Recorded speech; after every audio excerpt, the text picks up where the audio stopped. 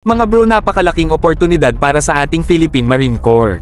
Naimbitahan sila bilang observer sa 87th iteration ng exercise Yama Socorro mula December 7 hanggang December 8, 2024, sa Camp Asaka malapit sa Tokyo at Camp Kengan sa Kumamoto, Japan.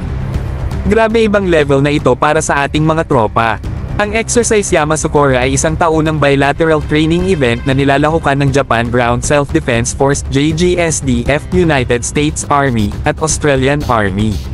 Napakalupit nito mga bro, dahil pinag-uusapan dito ang high-level coordination sa mga military operations. Ibang klase ang exposure na makukuha ng ating mga tropa mula sa ganitong training. Ang pagiging observer ng Philippine Marine Corps dito ay hindi lang basta imbitasyon, ito'y pagkilala sa ating kakayahan at potensyal. Sa ganitong mga pagkakataon, natututo ang ating mga tropa ng advanced tactics, modern strategies, at kung paano gumalaw sa malalaking joint exercises. At syempre, lalakas ang relasyon natin sa Japan, US, at Australia. Isipin nyo mga bro, ito na ang daan para sa mas malawak na defense collaboration.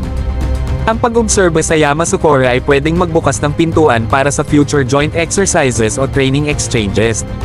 Ibig sabihin, mas maraming oportunidad para mapalakas ang ating kapabilidad bilang isang fighting force. Bukod pa dyan, magiging malaking advantage ito para sa ating territorial defense.